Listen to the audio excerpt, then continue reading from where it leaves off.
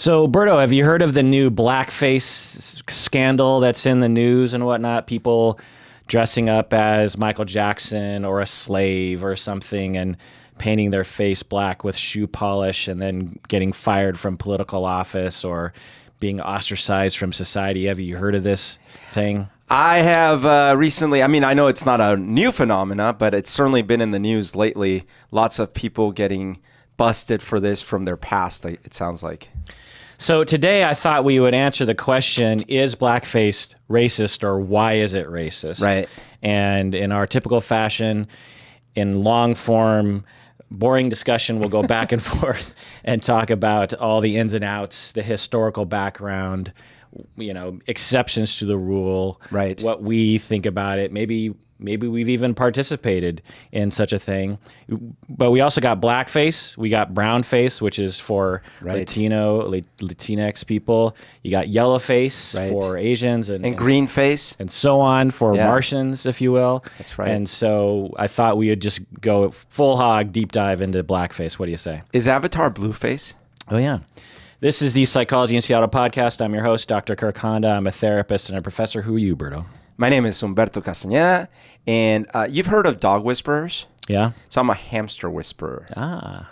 Yeah, I've been doing that for a few years. Okay, so caveat here is this is not my specialty, and everything I'm about to say is completely based on my own opinion, my own awareness of this sort of thing. I'm not a scholar on the history of blackface or on African American issues, shall we say. But as a person who has been reading a lot of research and lecturing on racism in our society and how it pertains to the psychotherapeutic realm and societal realm, I've given this a lot of thought over the years. So, but if you actually heard from a historian, particularly, they would have a much more nuanced, more detailed, more accurate point of view, and if you are an expert, as we talk about this, I'm guessing some of this is going to be a little off for you. So I just want to admit that from the beginning. I'll say from my side, I actually didn't know about this phenomena until sort of recently. I don't remember how long ago it was, but growing up in Colombia, I never was aware of this explicitly. Of course, I saw all the movies and TV shows and things where this would have been exhibited, but in my mind, it wasn't like, oh, that's a thing, Right. So let's start from the beginning, because I think it actually needs to be discussed from the beginning. And not the beginning, but the beginning of what I would consider to be the genesis of this whole discussion, which, can you guess where I'm going to start here? Wasn't it like the minstrel shows with the... I'm going to go back further than that, actually. Oh, really? Yeah, I'm going to go back to the colonialism of European powers to the United States, because I think that's the economics of it is where it really begins. Okay. So in the 1600s, you have imperialist European powers, the Dutch, the English or the British, the Spanish, the Portuguese, the Italians, other people like that. And they're starting to, they're seafaring, they have means and weapons and whatnot to be able to overpower locals around the world, including Africa and the Americas, right? Right.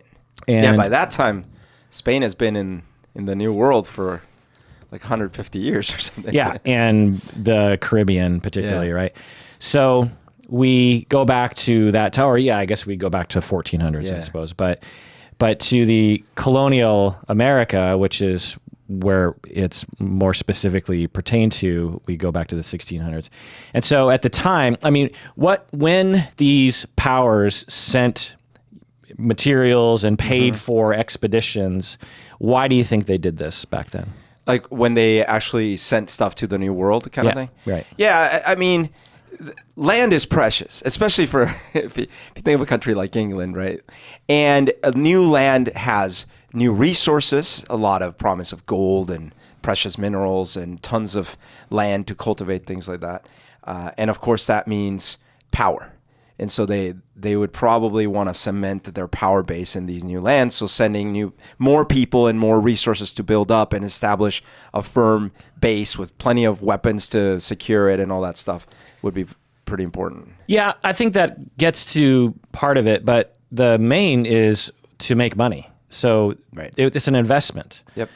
There are people back then who had money, and they would send expeditions to Virginia, Maryland, these places, and they would invest money in tobacco farming, because then they would they'd pay for the whole thing, they'd pay for the people, they'd pay for the ships, they'd pay for the material, and then the tobacco would come back, and then they would sell the tobacco and make tons of money. Actually, that's a really good point, because in my mind, the model of making money, well, it is different. It's a different model between Spain and Portugal and, say, the U.S., because in Spain and Portugal, a lot of it was just go mine every resource and bring it back. Like, just go take all the gold and bring it back. Right. Whereas some of it was misguided in that there wasn't an El Dorado, blah, blah, blah. Sure. But there was definitely plenty of gold and silver. Yeah. But in the U.S., it was sort of a mixture of... it was a little bit more about like, well, go establish a plantation, grow these crops, ship them over. But it was sort of a little more renewable in a way. Right. And more of a business model rather than a flat out like conquer, rape. Military expedition. Yeah, conquer, rape the land and the people, and maybe we'll never go back kind of thing. Whereas the colonies in the United States were established as a ongoing investment cash cow, the way that Chrysler will, I mean, it's not the same, of course, but the same mindset of Chrysler puts a auto manufacturing plant in Mexico, Monterrey. Our friend Carlos actually works for Chrysler down there. And it's a investment. It's like invest in that faraway land, situation, and you reap the benefits of it. So Carlos is part of the problem. Yeah. So this was a main mission for these behaviors, because otherwise, like, why would you invest all this money? Why would you have people died along the way? Yeah. There were just all these issues with it, and tobacco was a humongous crop. People in today's world might find it sort of surprising, but tobacco, there was so much money in it. Right. It was such a fad, and it could only grow in certain places. Yeah. And so tobacco was at first, and actually I have ancestors who were tobacco farmers, early 1600s. Wow. Maryland specifically. Then for a number of different reasons, it switched to cotton. I could go into the full transition, the cotton gin, the environmental factors that led to different issues of crops and all this kind of stuff. But anyway, the point is the main thing here is that at a certain point in the South particularly, they didn't have the industries that the North had, and so they had to depend on they were very dependent on cotton exports. Right. And in order for them to survive, to pay their bills, in order for them to be profitable, in order for them not to go under and bankrupt and have to go back to Europe with their tail between their legs and in today's money, millions of dollars in debt. Right. So they're sort of freaking out, and they're starting to lose profits. Things are not starting to look very good. There's all sorts of factors, like I said, environment, labor being one. And so they have a decision that they have to make at this time. And it was a real crisis. They can either give up and go home and basically become homeless or destitute or something because they've invested all this time and money and whatever. Right. Basically it'd be like, you're at your job and or you have a business and you've invested your entire life into it, and one day you're just like, I guess I just have to, close shop and live the rest of my life working day to day and just trying to survive, paying off all this debt, right? Right. Did they have bankruptcy back then? I mean, no. This is why historians went, but there'd be some version of that, right? Yeah. Financial ruin was certainly a thing. No, right? That's what I mean. Like, if you owed people, I don't think you got to say, well, I can't pay you back. I mean, you could say that, but they'd probably come after you anyways. Right. I'm sure there's a complicated history of laws that pertain to such things as credit. But so you could either give up and go home, or two, you could raise prices, which would reflect the difficulty of making the crop of cotton particularly. But that would be really hard. You know, it would lower demand. There might even be other countries that are doing better with the crops, and you might actually go out of business just because of that. Or three, what's the third choice? Cheaper labor. Well, lower costs specifically. Yeah. And cheaper labor as being one of the ways that you lower costs. Right. And well, how do you have cheaper labor? Well, in today's world. In today's world, you lobby to have no minimum wage, and then you just pay whatever scraps you can get someone to work for. Right. Or you might move your factory to another country where you can pay pay everyone less. Or there's lots. It's a normal business practice. Yeah. It is within the capitalistic mantra to lower costs, and for especially cotton, production, labor was probably most of their costs. Right, because it's not like they had machines, and maybe we could get more efficient machines or solar-powered machines. No, it's people. People had to work the fields, which was not fun work. They had to pick the cotton and blah, blah, blah. And so they were, okay, so how do we reduce costs? Well, they did a lot of different things, and there were a lot of different ways that they did it in these early days. But there was already this thing called slavery that Europe had been perpetrating across every realm that they existed in for centuries. And the South American states were no exception to this. Right. There were slaves in New York. There were slaves in the Caribbean. There were slaves in Brazil. There were slaves in Africa. There were slaves that were brought back to Europe. There was slavery. The European powers had slaves everywhere. Right. But it just so happened that in the South, the issue was, it was a critical element that they decided on. They said, well, in order for us to survive financially, we have to start really amping up this slavery thing. Buy. Right. So get more slaves, but there are consequences to having a bunch of slaves. Like in the beginning and around other places in the world, there was or shall we say, not the full-blown. Like at one point in Mississippi, there were as many slaves as there were white people. Yeah, right. So in general, you'd have like, okay, I have a slave that's the person cleaning the house. Right. But this is different. This is like there's whole colonies of slaves that, to your point, are as numerous as the white people. Right. Half of the population are slaves in Mississippi. So you have to house them. You have to keep them happy enough with their slavery, and well, so that's kind of a problem, but not really, because you don't really care about their feelings. Well, I mean, so that they don't revolt or start really always attacking you. Or exactly. So that's one of the cons is you get too many slaves, they could rebel and wipe you out. I mean, this was a real thing. This had happened in Haiti. We have the American Revolution, where we rose up against the oppressive English. Right. Well, in Haiti, they had something like 25 slaves for every slave, for non-slave. And the slaves were treated really badly, even, compared to the United States. Right.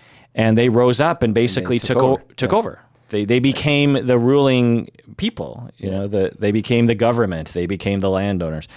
And the United States, particularly in the South, were justifiably terrified of this. Yeah. It was a thing. It was a real threat. And there were hundreds of slave rebellions that happened in the United States too. Yeah. So it wasn't like it was a foreign thing even to the United States. And so it was terrifying. Right. Like these animals seem to want freedom. How weird. Right.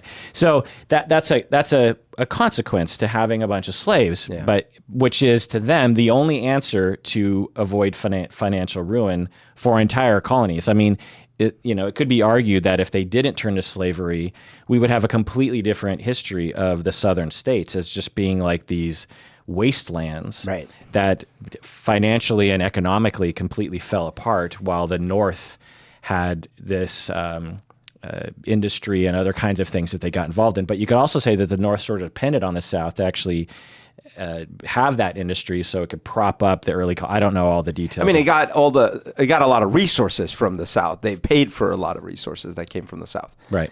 So that's one worry is slave rebellion. What are some other worries that you might have about having too many slaves? I mean, you got to feed them. You got to house them and feed them. Because if you don't, then you don't have your workforce. Okay, but you also have to house and feed workers. So it's not any different than if you had a bunch of workers who were free. Sure, but ironically, you can't afford as many workers as you can afford slaves from a perspective of like, the workers, you got to pay them more money and all these things. And they'll leave, there'll be attrition and stuff like that. Here you have a constant set of people, that's a lot of people, and they still are humans, even though you don't think they are. So they have to, they use the bathroom, they need food, they need sleep, they need all these things. I don't know if that's so much of a con compared to workforce, but the cons that I could come up with were, in addition to the slave rebellion that you pointed out, Berto, is that many Americans considered it to be completely immoral. There was a sizable amount of white Americans who considered it to be completely immoral. Like later on? No, at the time, early. Really? Yes. Oh, it's a myth. That's surprising. Yeah, I don't know why it would be surprising. It's not like they didn't have a moral compass in the year 1776. I am surprised. I mean, like the Bible is replete with slavery, and historically, every civilization has had slaves since the dawn of time. Yeah. So I'm surprised that it came so early. Oh no, yeah, very early. Yeah. In fact, one could argue, based on the limited information I know about early American history, is particularly in the beginning, it was troublesome. If I remember right, God, now I'm just talking out of my ass. But if I remember right, I think that a lot of the early American colonists were actually coming to the Americas to get away from things like slavery. I do wonder if because some of the mythos that was building up around America about the U.S. for the colonists was like the land of the free. This is freedom. We finally have freedom. And maybe the more educated segments were like, actually, these are people, and I thought this was the land of the free, and maybe that was a cognitive dissonance. Absolutely. Yeah. Because it's an obvious cognitive dissonance. It was the same for women. We had early, our founding fathers, some of them, like John Adams. From my memory, again, I didn't research this, but my memory is that he and his wife were actually totally against slaves, didn't have slaves themselves, and also were pro-women suffrage, women voting. But I mean, the problem or the issue I see why it wouldn't have been so obvious is that a lot of people didn't think of slaves as people. So it's more like dogs or horses. Well, so this is what I'm getting to. So this is I think part of the myth that we tell ourselves about the history of slavery is that we always saw black people as subhuman. And of course there was racism. There was racism against Chinese people, there's racism against Native Americans. But it wasn't as pronounced and as systematic and as fervently held to as it got later, which I'll get to in a second. Okay, that's surprising because like in Colombia and South America, I think there was also, from the very beginning, there were missionaries that were not on board with sort of like the systematic extermination of everyone. Right. But it seemed like culturally it was quite accepted that that a hierarchy of humans made complete sense, and that absolutely it's obvious that these types of humans are lower on this hierarchy. So and so forth. 200 years from now, when they give a chapter to children in the 8th grade to read about history of America, if the United States still exists, and they read about 2019 in Washington State, there's not going to be a lot of nuance. There's not a lot of nuance about history that I was involved in, right? Yeah. When people characterize the 80s, there's for younger people, there's this way that they'll talk about it as if it was uniform and everyone thought the same way, when we know growing up at the time, it was extremely diverse. Yep. So in the same way, when we think back to these people, we're like, oh, well, they must have all been racist, and they weren't. In fact, I have family who worked on the Underground Railroad the metaphorical Underground Railroad, they were white people who lived in North Carolina who were fervently against slavery and put their lives in danger. So we don't know much detail because, of course, they wouldn't write it down. But from what we understand, they helped free slaves. There were whole groups of people who lived in the South, including some of my relatives, who were not only just against it voting wise, but actually activists putting their lives on the line for black people. But that's the exception that proves the rule. Like I'm saying, like of course it wasn't all 100%, but like even feelings like, well, I mean, they are people too. Of course, we know they're not as smart. Like that was so common even to this day, right? Well, I don't know why you're arguing with me. I'm just saying I'm just saying I'm getting to my point here, and so if you let me sort of go through this. Go ahead. So so many Americans considered it immoral, and it's written down, and many of our even the founding fathers considered it immoral and actually were totally against slavery. Many were totally for slavery. Many totally said they were against slavery when they had tons of slaves, George Washington, Thomas Jefferson included. So it's a mixed bag, but certainly there were people that would talk very similarly to the way we do today. So that's a problem with having too many slaves or any slaves in the United States back then. Number two is that there could be laws or potential laws that were already on the books that could be interpreted as a counter to having slaves. We the people, all men are created equal, all this kind of stuff. And so this presents a problem. So you have the capitalists in the South who are like, the only way we're going to survive is if we have slaves. Yep. And I know I'm characterizing it in a simplistic way. Historians would say that's a simplistic notion, but go with me on this for a second, at least on this section of it. And they can't just say, without doing something, we're just going to have millions of slaves in the hundreds of thousands of slaves in the South. They're not going to be able to get away with that because of these problems. You have the rebellion problem, you have the legal problem, and you have the immoral problem, which has to do with the legal problem. So how do you deal with this when you have these problems, Berto? I mean, you got to lobby and get involved in Washington and try to get congressmen on your side and also. But how do you lobby? I mean, because you go to your politicians and they're like, well, someone from Massachusetts, for example, and they're just like, well, it's immoral that what you're doing right now. So I don't know what you're lobbying against, So how do you convince politicians that you're right? Well, that's irrelevant, right? Like today, this happens even today, where it's like, hey, we need to do something about the environment. It's immoral that we're not. So what? Where's the money? Like, so if anything, as long as they had money to offer, that was enough for a good percentage of. But you're missing a step there. Mm-hmm. The people in power have to come up with a story that helps to placate the masses. They don't just say, nope, not going to do it. They come up with a story that placates the voters. Okay. So with environmentalism, the story is everyone's recycling, so we're good.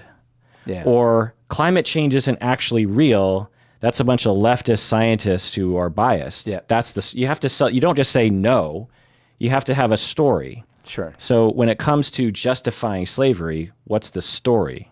I don't know what the story was here. The story is that they're not humans. Oh, well, that's what I was saying, but I didn't know if that was the main. That's the thing. It emerged out of that, and it's particular to that time and place. The fervency of the it was. I mean, there were laws that defined black people as not as human as white people. Yeah. Right? Well, but that was an old notion too, right? Like even the whole idea of why slavery was okay in many contexts in the Old Testament is because these weren't God's chosen people, and so you could say, you keep saying old argument, but and of course, like we've been talking about, racism exists, but historians, and this is not me making shit up. No, historians will say that at the time there was a decision or a movement or a incentive for a certain group of people who it was convenient to believe this to start to increase their propaganda and their rhetoric and their belief. And it grew from a place of, shall we say, less fervency. I totally get that point. It's just like the example, for example, when Hitler and his cabal would say, the Jews are the problem. yeah, they were using that and promulgating that to put a flag on the ground on what they were talking about. But that was a very old story that they were leveraging for their purposes. But so it was a common trope that the people that are of a different kind and whatnot, maybe natives, a little more primitive, whatever, they're definitely not quite human, or they're not chosen by God, or they don't have souls, or they don't have this. And so I think they latched onto that and said, yeah, let's go with that. Plus, yeah, there was also this notion of survival of the fittest, and like, well, we're clearly the fittest and the smartest, and so. But I think you're missing the point that I'm making, which is that when a incentive is within a group of power to hold a certain belief, that the belief will become stronger and more prominent and more black and white, if you will, than it was originally. The Jews in Germany, certainly there had been racism for eons against Jews in Europe and around the world. But if you just in 1933, as a Nazi, an early Hitler Nazi, stands up and says, let's round up all the Jews and kill millions of them, people would be like, well, we hate the Jews, but no, we're not going to do that. You have to systematically change your society over time, convince them of things that in 7 years, 8 years, 9 years, you actually are gassing and killing millions of Jews all the time. Right. So that's my point here, is that the particular racism that we're still massively seeing evidence of in the southern states and throughout the United States, really, is due to the capitalistic motivations of the early cotton and, to some extent, tobacco plantation owners. It was useful because if they didn't believe this, then they were all going to have financial ruin. Again, that's a simplistic way. So there are many problems with, again, having these, as we said, so that you have the immoral problem. People are like, well, it's immoral. And even the people in the South, some of them actually believed it was immoral too, right? It wasn't just people in the North. Well, if you say that black people aren't human, if you believe, or in maybe another way of putting it is, if you have darker skin, you're not human, then the immoral question arises for you. We're like, well, actually, no, it's not immoral because, we treat our horses and pigs and chickens in a similar way. We probably treat these slaves better than we treat our pigs. So it's not really immoral, right? It's similar to the way we treat animals. Right. And I get your point that was something that they leveraged, and they obviously were able to expand slavery as a result. But even, 200 years prior to that, they had already, like the Church of Spain had already decreed that Indians probably didn't have souls. Indians meaning Native Americans. And hence, in the similar fashion, don't worry about how we treat them because, well, it's like, But again, they had a massive capitalistic incentive to do so. Yeah. I think it wasn't like Czechoslovakia suddenly had if it existed at the time, which I'm sure it didn't, or I don't know, Russia existed at the time. Russia didn't have similar, from my knowledge, similar decrees and points of view because it didn't matter to them. It mattered to the Spanish because they were raping and killing Native Americans in the Caribbean since the 1400s. And I think, so my only point, I think we agree 99.9%. My only point is that this technique is ancient and builds on feelings that unfortunately are very human. Yeah. Absolutely. But the point is, to be specific about what you're saying, is that unless you recognized how capitalism plays a role in this, then you're missing a massive issue in it. And it's often ignored. And when it was pointed out to me by historians, I was like, whoa, that makes a lot of sense. Because, we like to think of ourselves in Seattle. It's like, well, we're better than people in the South because we're not as racist as they are, which it could be argued we're actually just as racist. But that's our story. Yeah. But it's like, well, it's because Seattle it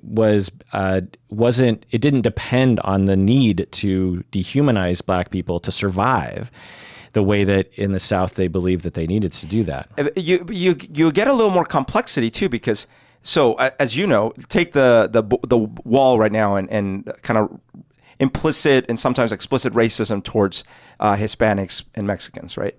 Or Mexicans in general. The financial incentive is a lot grayer there. In fact, you could say that there's a financial incentive to shut the F up and let the cheap labor happen by all the, in the South, because all these companies depend on it. But there is this fear of a segment of the white population that's like, they're gonna be replaced. America won't look the same. And some of them are very explicit about it. Well, and that's kind of a more complicated notion of what's their racial identity, what's their history identity, and that they feel they're losing it. Well, it's complicated all the way around. Yeah. And I'm glad you brought that up, because it's analogous, but it's related to capitalism. I'm not saying capitalism is bad. I'm just saying, when you have a system of capitalism, then you have certain problems that emerge, and unless you have an awareness of it as a society and as a government and as an individual, then you're going to have problems. And it's been known throughout history. People have known this for a long anyway.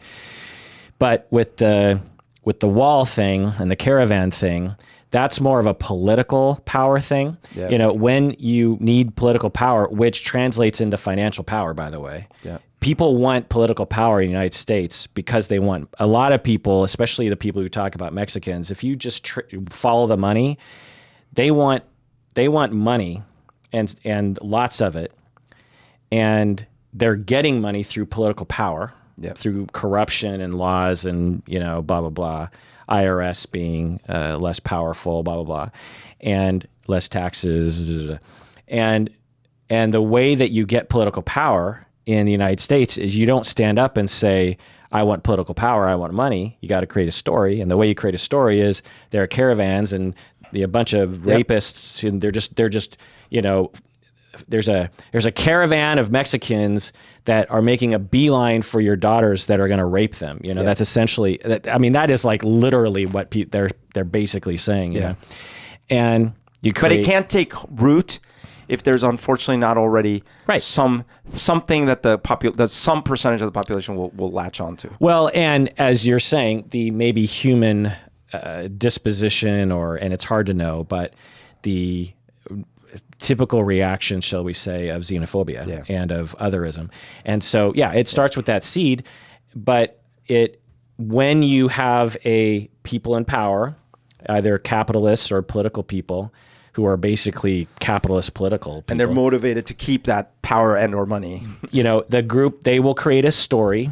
They will do things to uphold that story so that they can uphold their money and their power. And so, that makes sense. And unless as a group of people, we don't wake the fuck up, it's like we're just going to participate willingly in the power making of idiots, while 99.999% of us are just like victims to the whole thing. So I think part of your point might be that even though, yes, we have these natural xenophobic feelings and things like that, throughout history, they have been exacerbated and used against us in weaponized ways by folks seeking power and money. And I would say 90% of the toxic, malignant racism in our society is related to this sort of thing. I think people naturally, like for me, for example, growing up in a society in Seattle where there's not a lot of Jewish people. I mean, I had one Jewish friend. There was one family that was Jewish that I was friends with. But Seattle doesn't really have that many Jewish people. And as a result, there's not a lot of anti-Semitism that's really prominent because plus it's like, we don't have the history that the East Coast has or Europe has. And so I grew up in a society where I don't remember hearing any anti-Semitic. I'm sure it happened at times. In fact, I can remember it happening some pointed times. But it was interesting to me as I got older and I had Jewish friends who would talk about, there was this constant onslaught of anti-Semitism. And I thought, wow, because to me, Jewish people, because if you would have asked me when I was 18, what are the difference between Jewish people and non-Jewish white people in particular in Seattle? I would say they're basically the same. There's no difference. You know what I mean? And of course, that's my privilege of being ignorant of their plight. And I'm sure Jewish people growing up in Seattle would say something different. But my point is like I didn't have any otherism about Jewish people. Whereas I'm sure if I had grown up in New York City, I would have at least sort of heard things and had these notions. In the same way that I don't have anything against people from Belize, or I don't have anything against people from, I don't know, pick a random town nearby, North Bend. Do you know what I mean? I don't have anything. I have issues with people from Bellevue because Issaquah and Bellevue had this rivalry, you know, but North Bend, not really. So my point is that sure, otherism is a thing, but why are certain otherisms so pronounced compared to other otherisms, you know?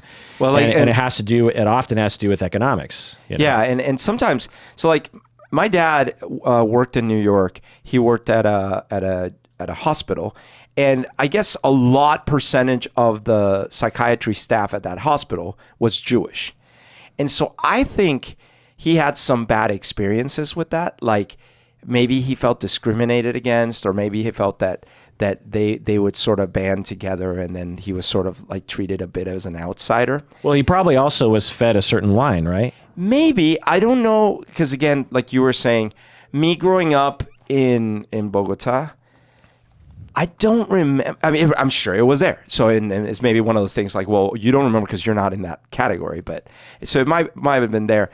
But I know that the one person I do remember talking negatively was my dad. So I don't know if it was chicken or egg, but I do know that him being a Hispanic at a hospital with very broken English, it's very likely he had some negative experiences that made whatever feelings he may have already had or not, whatever preconceived notions, it exacerbated it. And then he always had like negative things to say. Right. So just summarizing the three problems that I came up with: immoral, you say, nope, you know, they're livestock. Also, you can look towards religious scripture to support it. Also, there's once evolution became known in the 1800s, you could bastardize that and say that they're in between apes and humans. That was certainly a belief by many people. You can support it by early psychology. It wasn't really called psychology back then, but you could test their skulls and say that, well, they're subhuman. So there are a lot of different systems that played into the notion that, you know, it's not really immoral because they're not really humans. The other thing is that you deal with law, you know, so what about the laws? You know, we have everyone's created equal. Well, again, if they're not human, then they don't have the rights that us humans have. Yeah. And then if slave rebellions, this is a trickier one because saying they're not humans doesn't necessarily deal with the slave problem per se. But what actually they did in the United States, I don't know if this was on purpose, but they actually treated, although the American slaves were treated horrifically, in Haiti they were treated much worse, if you can believe that. Yeah. So there was some balance of like, treat them very harshly when they are defiant, but don't like drive them into the ground because then we'll get a slavery rebellion. Because then they don't have any choice. Right. It's like, well, I'm going to die in this year I'm going to die soon anyway. I might as well go down fighting, right? Right. And so you need to treat them at least somewhat okay. But what you do is you treat them like crap in general, but you keep them alive and kind of happy, and then if they do defy, then you come down hard and fast. And make an example. Right, which is what they did. And so it just basically like scared the bejesus out of all these people. And again, there were rebellions, but it just never got to the point where it was organized the way it was in Haiti. So let's take a break, and when we get back, let's go into the next chapter, which we would go into the minstrel shows and blackface. What do you say, Berto? Let's do it.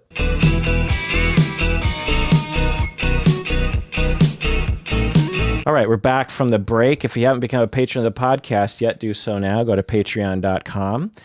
And you can, once you become a patron, you get access to all of our best episodes. We'll give you instructions. And if you have trouble with those instructions, email us at contact@psychologyinseattle.com. So minstrel shows. These started in the mid-1800s and went into the 1900s.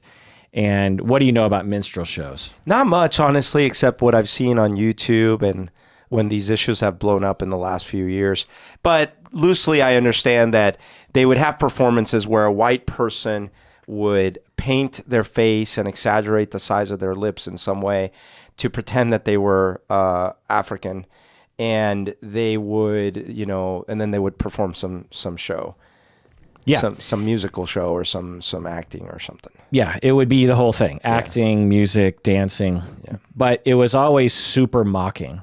Like, Oh, okay. it was never a nice... In honor of. Right. It was, making African Americans look stupid, wild, sexually promiscuous, as if they can't talk right. Yeah. I remember things like that, sadly, as a kid in Colombia about Asians. Or they would do the eye thing, and they would all be with their arms crossed, and they'd be making the funny sounding voices and stuff. Right. So this doesn't apply, the notion of blackface or the general... Making fun of another, of a caricature of a stereotype and mocking that group of people is not relegated to blackface. Totally. But the thing about blackface, which is interesting, is that and this is the point that I really want people to understand if you're not that aware of this, is that blackface wasn't in and of itself bad in the beginning. It was what they did when they put the blackface on. If they put the blackface on and had a play on the stage that portrayed black people as humans, as smart, as worthy of rights, and there was a play in which the slaves rose up and got freedom, and that was what blackface was. Today, we would see blackface different in the United States. Blackface it's not just, and that's what a lot of people who don't understand blackface, including, I'm here to tell you, some African Americans, because why would they know this history? It goes back a long time. Sure.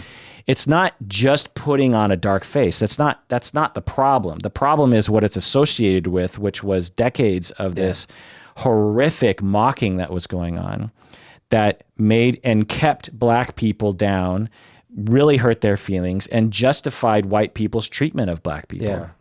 So that makes sense. So that's the perspective that I sort of knew about, but I hadn't heard it explained like that. That the same thing could have developed different historically. Right. Certainly if there hadn't been slavery, for example, and just in plays traditionally, sometimes some people of one race play different races and they put on makeup to do it, then we'd probably be like, yeah, that's what they're doing. Right. Imagine if there was some tradition back then where men would play women. Yeah.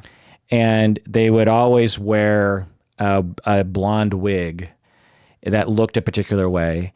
And then they would prance around on stage like they were dumbasses and sluts. Yeah. And, and over time and it bled into the 1900s, and we had early films of this sort, and there were little figurines with, dumb blonde women, but it was clear it wasn't really a blonde woman. It was like this caricature. And their legs are wide open and they're falling over drunk. And then as a blonde woman, you're looking at this and then you see someone walking around on Halloween with this Dumb blonde outfit. With this very clear outfit, you would just be like, it would hurt your feelings. But right? what if you see someone walking around dressed like Marilyn Monroe? In my hypothetical world. Yeah. Right. So we'll get to that. Yeah. Because that's a key thing for everyone to understand as well, in my opinion. Okay. So also to help us really relate, because it's hard for you and me, at least, I think, to relate to like, why would blackface, because to me, I wasn't there at the time. I'm not a black person. A lot of these figurines and whatnot sort of float around the South. In Seattle, it was, I probably really didn't even know about blackface as a minstrel show thing until I was in my 30s. I knew about it a little bit because there's like some Bugs Bunny cartoons and things where they did it. So, oh, mommy, I remember stuff, but I didn't have any awareness of like, I probably, if you asked me what they're doing, I'd be like, I have no idea. Do you know that they're trying to mock black people? I like, black people? He doesn't even look black. Right. He's a bunny. I wouldn't even have known. Same here. I remember those cartoons too. So to help us relate, what do we do now in entertainment that's similar today or in the past decade? Well, I mean, so I can relate from a different angle, and maybe, I don't know if this is where you're going. Like, so the typical trope of sort of making fun of Mexicans, they don't it's not as much with Colombians because it's too far south, but like a lot of it is about Mexicans. So you'll see some dude with like a rana or poncho and a big old sombrero hat, and he's like lazy essay, and he's talking and then it's just like, yeah, Mexicans, they're all lazy and like or they drug talk dealers, funny, and they're definitely drug dealers or gang members. Right. So whenever I see that, even though the styles are different, it's not kind of the same clothing and stuff. I know I feel it too, because I'm like, well, okay. So, and not only that, certainly people in general group me into that bucket no matter what, because all ever since I've been here, even people that know me, it's like, what, are you from Mexico? I can't remember. You're from Mexico, right? Stuff like that. And so yeah, I'm sure it's not as traumatic maybe of a thing, but it's certainly in that vein. But can be traumatic to people, yeah, for sure. One example that I thought of was Borat. Wow, yeah, good point. Yeah, those dumb Eastern Europeans. Well, it's particularly Kazakhstan. Well, I don't know if Kazakhstan was a thing before Borat, but I certainly always kind of had I knew that there was a sense of like the bumpkin Eastern European thing, and Muslim. Muslim. So Borat is, I don't know what. I guess he's Muslim too. I don't know what face you have to that, but it is a absolute mockery of a particular group of people. Sure. Perpetrated by a privileged white Englishman. I mean, he's Jewish, so you could say he incurs a lot of problems from there. But now, whether or not we want to call Borat something that we shouldn't enjoy, I'm not introducing that question. But my point is that we still do things like blackface in the open, complete open. Right. And Kazakhstanis were not happy about that movie. Right. And at the time, everyone was like, oh, stop being so sensitive and stuff. I have a feeling Kazakhstan is a pretty marginalized group of people in the world. Probably.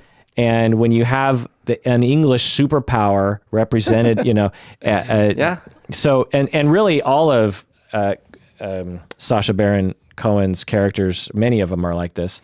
Right. Ollie G is a quote unquote blackface hipster, a hip hop dude, and a white guy acting black. So that's an interesting thing. But if you're one of those guys, then that's not going to feel so good, Well, and then there's even small things like, I don't know if you ever read Garfield. It's not very funny at all, but back when I was a kid, I sort of enjoyed it. And there were the things you don't know if I ever read Garfield. My entire childhood was dominated by Garfield. I mean, I grew up in the 70s and 80s. Do you remember when he would box up lasagna? No, box up Odie and ship him to Abu Dhabi? Yeah. So in my mind, I had never heard of Abu Dhabi, and it was just a punchline to a joke. Like, he's going to some crazy, wacky place called Abu Dhabi. So, of course, that's a very, very small, tiny example. But it's that same sort of thing of like, that's foreign sounding, certainly nothing I know. Yeah. So it's funny. It's funny. It's something to make fun of. Right. Also, there were cartoonish racists in the Black Klansman movie. You have although I don't think anyone's going to say we should be sympathetic. No one shed a tear, but to KKK people, but it's a similar thing. Right. It's characterizing people who probably aren't so buffoonish, and making them into a cartoon buffoon. Right. I'm not saying we're not supposed to do it. I don't know, but my point is that it's a common thing that we do in entertainment. We as soon as you watch the Black Klansman, you immediately know, oh, ha ha ha. Right. Everyone laughs. It's that kind of people. Those are idiots. That group of people are idiots. Yeah. It's like and black comedians have done the white face where they pretend to be a dumb, anally retentive white guy. Right. Which we'll get into in a bit too. Well, let's just answer that right now. Is that a bad thing? Because you had Bill Eddie Murphy doing it on SNL famously. Right. You had white chicks, the Damon brothers. Wayans brothers? Wayans brothers. No. Damon Wayans. The Wayans brothers. The Wayans brothers. Yeah. One of them is Damon. You have other examples. Yeah. Is it the same thing?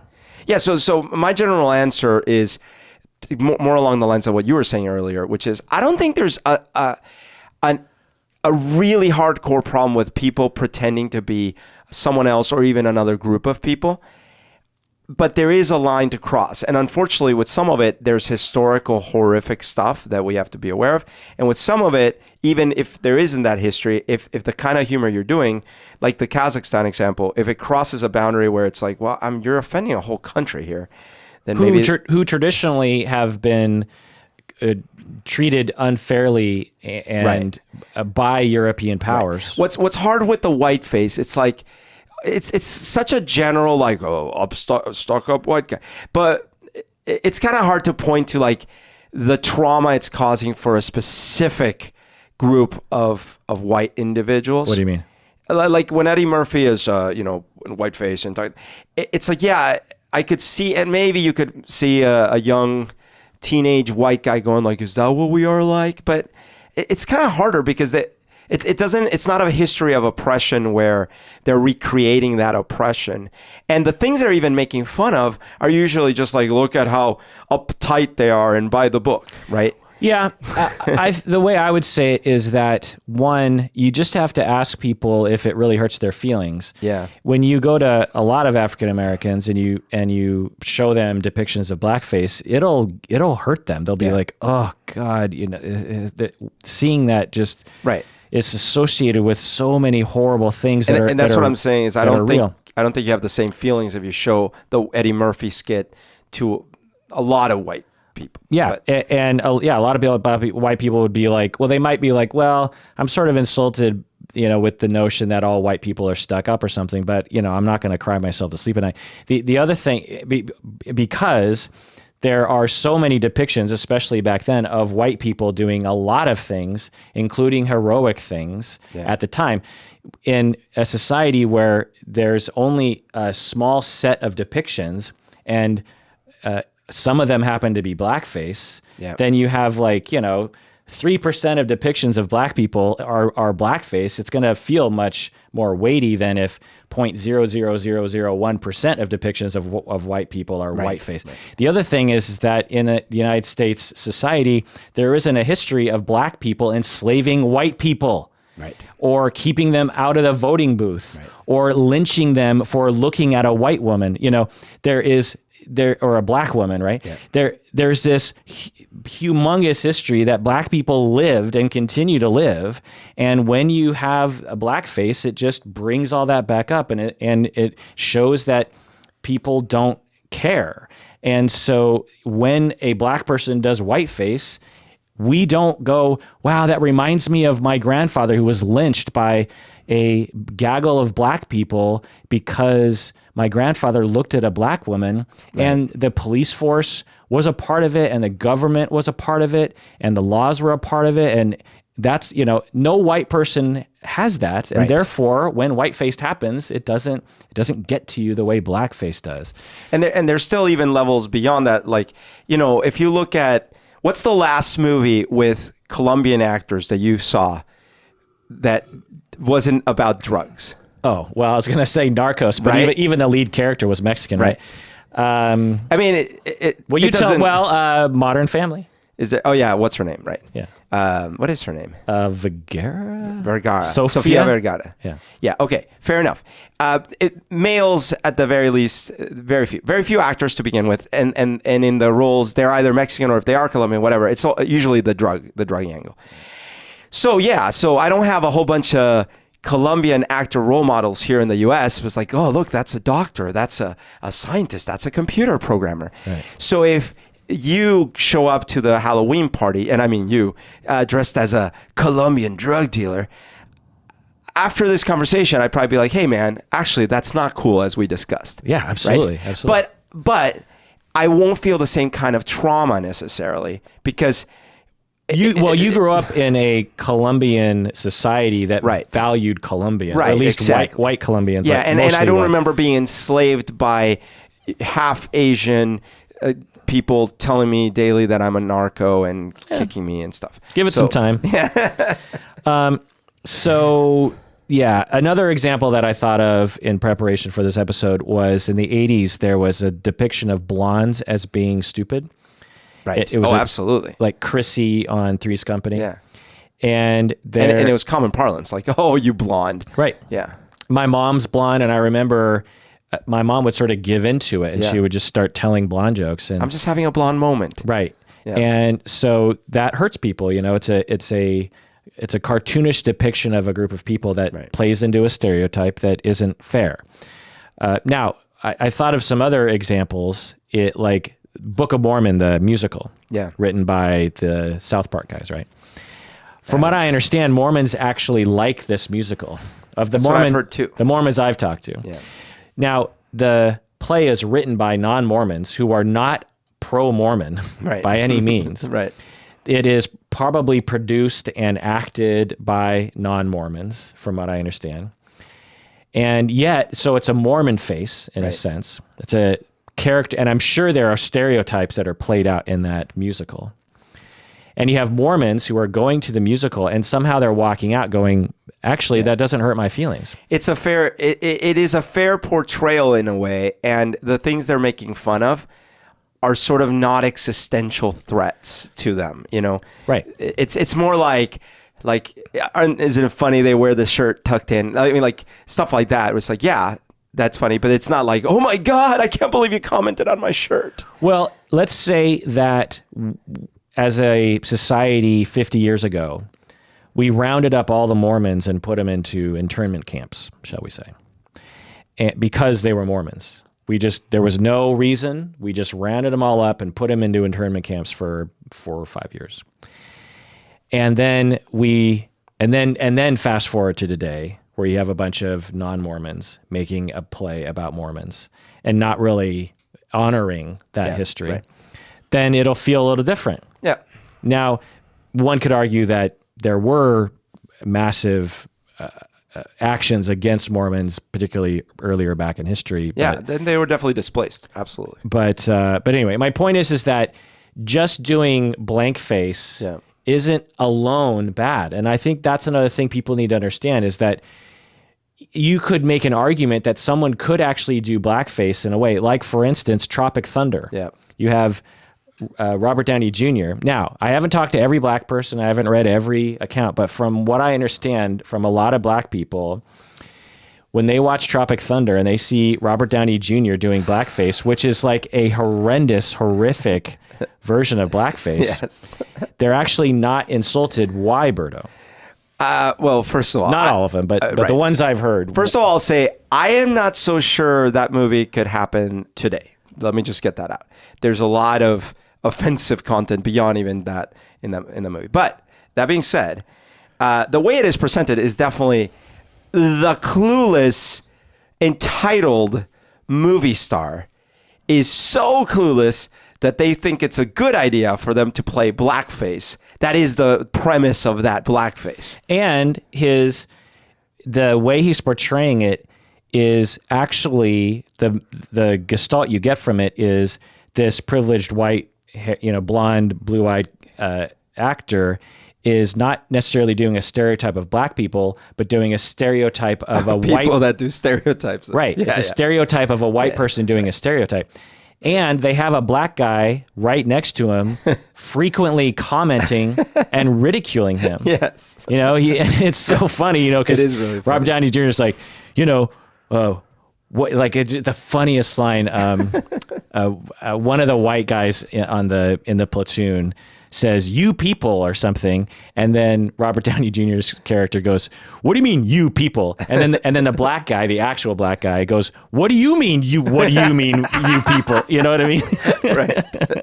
I mean, so now I'm sure there are some black people who are offended by it. So I'm not going to say that it's 100% like wonderful. But my point is that it's the effect, and what I always get back to, it's what does it do to people? And just because it doesn't do it to you and it doesn't hurt your feelings, and you notice I haven't said anything about offended because that word is completely crapticized in our society. I'm offended. Does it offend you? Does that word offend you? What's happening is that people are hurt. Yeah. Feelings are hurt. They feel shitty about themselves. They feel like they're looking at something that makes them feel bad about themselves in some way. And then they say, I'm offended, but it begins with some kind of hurt. When we talk about emotionally focused stuff, primary emotions. And so offended, by just highlighting offended, and I actually encourage people out there to not say the word offended. I encourage you to say it hurt my feelings, and then I got offended. If you just say offended, it implies that you basically just cognitively decided that it was going to offend you. Whereas if you explain, and people don't understand, and they just feel like, oh, there are rules and there's PC culture. But if you explain to people, when you do this, it actually hurts my feelings, and let me explain to you why, you're much more likely to get them to stop doing it. Yeah, so what that leads me, maybe this is a little getting ahead of ourselves, but the problem I have, and I didn't see the damn pictures in this case, but the two Congress people or whatever, or representatives who 80s pictures came out where they were in high school or college or something, and it's like, that's not a current behavior, number one. Number two, there wasn't a conversation at all. Like, this offends me. Can you please stop this? Yeah, we'll get to that in a second. So reasons why we would do the minstrel show back in the day are... What's the main reason why the minstrel shows were done? Yeah. I guess to your point from earlier, once you have this ball in motion, you want to preserve the notion of like, yeah, aren't these things funny?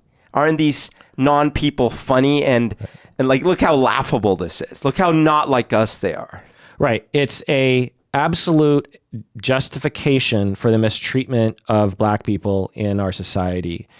These portrayals make black people look like unintelligent, uncivilized, sex-crazed maniacs sometimes, which helped to justify segregation, oppression of the vote, marginalization, beatings, murders, lynchings, etc. Right. I mean, there were some nasty shit happening back then.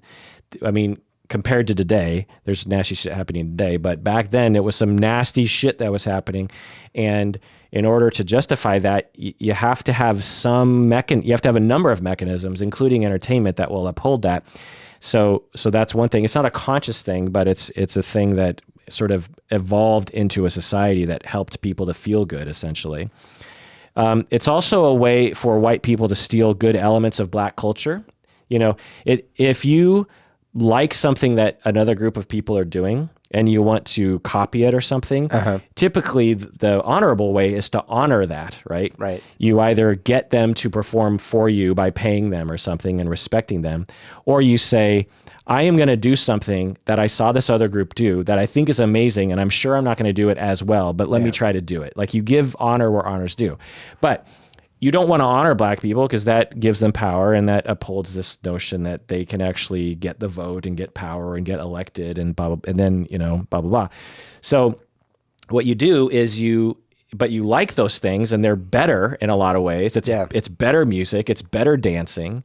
It's perhaps better emotional expression in some way. And so we're just going to, but you can't, as a white person, just start doing black music and black dancing. And you can't say it's better than white stuff. Right. So you have to dress up in blackface and make yourself look like a buffoon, but then you got to perform and do this similar artistry that they did, because the American music, which has dominated the national or the international stage for the past 100 years, completely grew out of the integration of African music and classical music with European music, not just classical, but also like Irish music and stuff.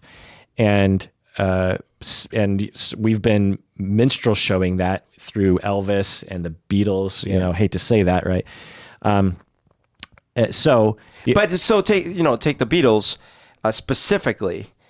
First of all, they were certainly not dressing up like black people in blackface or something like that. But not only that, they were definitely honoring their roots there, because they would frequently talk about how those were the records that really moved them. They idolized these artists, and so they, and you could say that especially for the time was as close as anyone could get to like honoring that culture. Right. I'm not going to say that the Beatles should be blamed. I'm just saying that there's a long tradition, or even Elvis for that matter. It's society's problem that they wouldn't pay attention to the original works and would only pay attention when a white person did it. Sure, but I actually also see there is something magical that happens when you mix. Yeah. And I think the mixture created something magical. Sure, absolutely. It's all there. Another reason, the main reason why I think people did it on the ground level is that people did minstrel shows as a way to make their insecurities go away temporarily. It's why we laugh at Borat and, for most people who like Borat, they didn't even know Kazakhstan existed. They probably still don't. Right. It's just a foreigner who was an idiot. Right. And isn't that funny? The dumb foreigner who doesn't know how to live in our civilized society, right. who poops in a bag and gives it to people. Which, by the way, in Colombia, there were definitely that would happen about the U.S. So like in TV shows and stuff, there would be the dumb American, the dumb U.S. We didn't call him American because we were America. We were South America. So it was usually some tall, and he was speaking Spanish, but he'd be like, "Hola, ¿cómo estás tú?" And his humor was pie in the face, and it was really like that. When you feel insecure about yourself, a very quick, straight route to making you temporarily feel less insecure is to put down another group of people, because by implication, your group of people is superior. And when you do blackface and you look at how funny and stupid and sex crazed and savage these black people are, and you have white people portraying them that way, then you're like, oh, we're superior. Now I temporarily feel good about myself. Right. It's a very frequent thing that we do in entertainment. Number two is, the last one I'll say, number four, reason why I think we did minstrel show is that it was an excuse for, and I basically kind of alluded to this earlier, but it was an excuse for people back then, and this goes again into Elvis and the Beatles. It's an excuse for white Victorian society people to break free of the bonds of Victorian society. You have this notion of proper etiquette and proper behavior. And when you dress up in blackface, all bets are off. I see. Because these are uncivilized... These are animals. Yeah, they're animals. Right. They can bounce around, and they can be sexual, and they can sing loud, and they can have emotions, and they can speak their mind, and so it was liberating. So they could be more human as a result. Right, exactly. Not that black people were these things, it was just the association. No, it just ironically allowed the white performers to actually be more human than they were normally being. Right. So those are the four reasons. So let's get into the famous people here. You were talking about the recent people in Virginia. Who else? Notable people can we think of? I don't know. Like I know that there's been multiple. Wasn't one of the royals in blackface? Probably. So I just have the list I could come up with. Okay. But we have former Florida State Secretary Mike Ertel dressed as the Hurricane Katrina victim at a Halloween party. This one's sort of making the rounds. That seems extreme. Yeah, that was recent, and this I don't think was in college. I'm not sure. Yeah, so you have this, Secretary of State, Florida. I don't know if he was in politics at the time, but after Hurricane Katrina, lots of people died. You had bodies floating in the water. Right. You had piles of bodies at the stadium and blah, blah, blah. This dude, this fucker, dresses up as a quote-unquote hurricane victim, Katrina victim, by making his face black, by dressing in a dress, by having big fake boobs, by having big garish earrings, and oh my God. And went to a party and allowed himself to have his picture taken. Wow. Yeah. So if you don't understand why blackface, that would hurt someone. Even without the blackface context. Right. Because that's, in that case, let's say there was no blackface controversy or this history or anything, but you're making fun of this horrible tragedy. So that one, to us, feels so much more taboo and so much more real because we were alive and paying attention when the Hurricane Katrina tragedy happened. Yeah.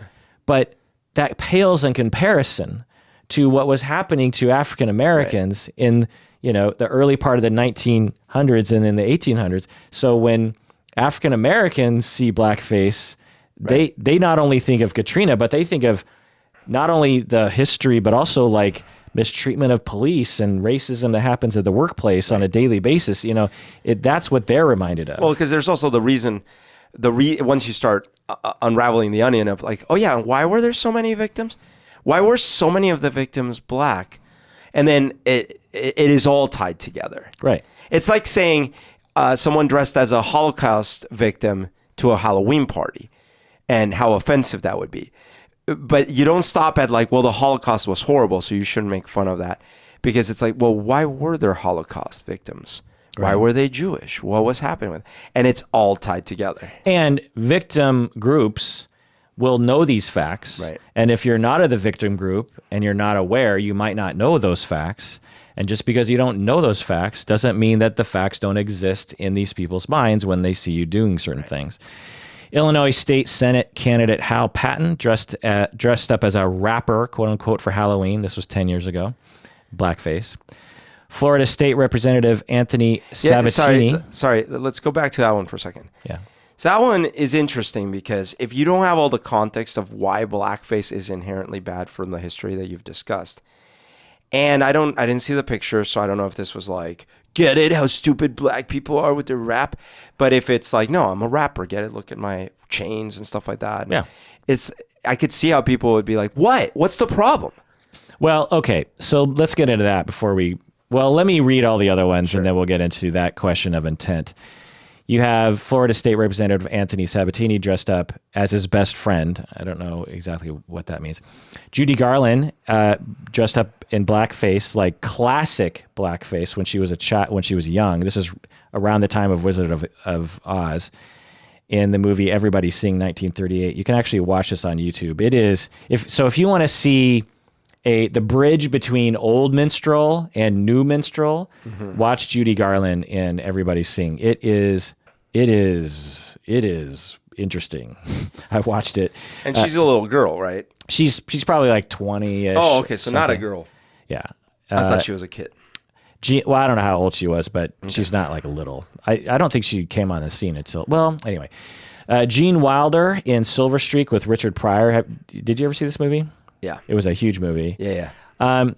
So again, it's total blackface. So you have Gene Wilder is trying to blend in, and he does blackface. He puts on a Rastafarian hat. I think he might even have a boombox. Yep. And he's trying to walk jive. But then Richard Pryor walks up to Gene Wilder and is like, what are you doing? So that to me is in the same category as Robert Downey Jr. Right. It's hilarious. I could totally understand if someone gets offended by it though, or hurt by it. But I'm just saying. But less likely to be hurt because Richard Pryor is like, you are the buffoon. Right. You are a stereotype of someone who was trying to stereotype something. And we're making fun of you. And I, Richard Pryor, am standing right here laughing at you. So, and again, this is that thing that you don't just look at blackface and go, that's offensive. That's against the rules. Like it's a much more subtle thing than that. It's not so subtle actually, but you need to understand the background so you understand how to interpret things. So, because I think that when we just have this blanket rule, it does become basically just PC culture. Yep. And the idiots on the right are correct when they criticize us for having these really arbitrary rules that don't make any sense. And black people will step forward and say, actually, Silver Streak and Tropic Thunder don't bother me. I don't know what all these white liberals are talking about. They don't even understand. All these white liberals don't even ask a black person which blackface actually bothers us, which is a whole other form of ignorance. And it's almost like if you make it all bad, then it becomes noise and it gives ammo to the other side to be like, see, everything's offensive. Right. Joni Mitchell, which I did not know this. I've loved Joni Mitchell for decades. Her 1977 album, Don Juan's Reckless Daughter, she is dressed up at total blackface, and she kind of looks like she's a pimp. I'm not quite sure. I've seen this album cover before. I did not know it was Joni Mitchell. It's that good of a costume. Wow. but it is interesting. Ted Danson, while roasting his then girlfriend Whoopi Goldberg during a roast, like a roast dinner, did put on blackface and then repeatedly used the N-word and roasted her. I think Whoopi Goldberg afterwards was like, yeah, it was fine. It's my boyfriend, you know. I mean, he's married or dating. It doesn't make Whoopi Goldberg. It doesn't automatically make it right, but it gives you a little bit of a red flag of like, well, we have to ask the people involved. Now, but we have to also have to ask other black people, just because Whoopi Goldberg signs off on it. No, I guess you're right. I should clarify. What I was trying to do was more of a different question, which was, is Ted Danson racist? Right. So I was answering no. Well, but so that's another. That doesn't mean that that action is not hurtful to some people. Well, actually, let's get to that question now, because I find this to be a massive problem in the discourse around blackface today when we find these incriminating photos from college from people. Yeah. Essentially, what people do is they look at that and they go, oh, that guy is 100% racist. Right. He's the enemy, and we need to get rid of him. Similar to when you hear about a few credible reports from Kevin Spacey's circle who say that, yeah, he's an asshole and he's been sexually abusing me and other people. You get a few accounts and you're like, okay, Kevin Spacey's done. We need to get rid of him. Right. And to me, those are not on the same level. No. Now, if we look at, say that, and I'm guessing if you looked at the Katrina victim guy, It's probably a pattern of things. Mike Ertel from Florida, if you actually, for that guy to come up with that costume, I would suspect it's the tip of the iceberg. But you have to find more evidence. Yep. You can't just look at someone's black. Now, is it a terribly ignorant thing that they did? Yeah. Should they be ridiculed and told? Maybe not ridiculed, but should they be outed? Should they be told that's wrong? And should we, say this is not okay? Yes. But does it indicate the iceberg? No. When someone, and really even just blackface throughout history, it in and of itself is not the horrible thing. It's what it represents, which is stereotyping, ridicule, oppression, slavery, killings, lack of vote, lack of power, dehumanizing, like the whole police brutality. It's all there. And so we have to look at those people and say, because it's possible, absolutely possible in our society, it's not likely to be this extreme, but it's possible for someone to have a squeaky clean track record when it comes to legislation that benefits those that are marginalized, including black people. And when they were in college, they had no fucking clue and dressed up in blackface. Absolutely. I mean, I had no fucking clue all through my 20s about so many things. Yeah. By the way, it occurs to me that if you're sitting there and you are, making a decision about a costume in this day and age, who gives you advice? Yeah. So, like you think of you're in high school or college, right? Well, in this day and age, it's easier because of the internet. But in the 80s... sorry. I don't know why I said in this day and age. You're right. I meant just as a kid growing up, a teenager or a college person, you're trying to pick a costume. Who's giving you advice? No one, right? You're just trying to be funny. Now, you might actually be a hardcore racist and you're doing this to make fun of that group of people and all these things. That's fine. But in a lot of cases, you're like, I don't know. I just thought it'd be funny to make fun of this stupid thing. Right. So I'm going to give an example of this. It occurred to me while I was prepping for this that I did a slight version of blackface not that long ago. It wasn't actually blackface, but it could be interpreted that way. For Halloween, I was lazy and I didn't know what to do for a costume. Back then, now I kind of go full out for costumes. So back then it was just like whatever is the fastest route from me to at least looking like I have a costume on, so that when I go to a Halloween party, I don't look like a lame person. And so I bought this Afro wig. And what I did was I just dressed up in a Starsky and Hutch kind of way, or no, like just a nice outfit. Oh, okay. And I said, people asked me, what are you? And I had sunglasses on, and they're just like, what are you? And I was just like, I'm a guy in a suit with an afro. Okay. And now I didn't do my face black, but now a sympathetic view to me is like, well, lots of people have afros. Yeah. Unsympathetic view is, well, most people with afros are black people. Right. So you're kind of acting like you're a black person. Black hair. Black hair. Yeah. Now, I didn't walk around going, I'm a black person, or mocking or it was just me putting on a weird wig. Like another year I put on a rainbow afro wig because I have this giant rainbow afro wig that I think actually my mom gave to me. I remember pictures of that. Yeah. But if looked at a certain way. Are you making fun of gay people? Gay black people? So you could make the argument. Yeah. Now, I'm saying this because if knowing what I know now, this was 10 years ago, I wouldn't do that. Yeah. Because I'd be like, well, what if someone sees this and thinks that that's what I'm doing, so I'm not going to do it. Right.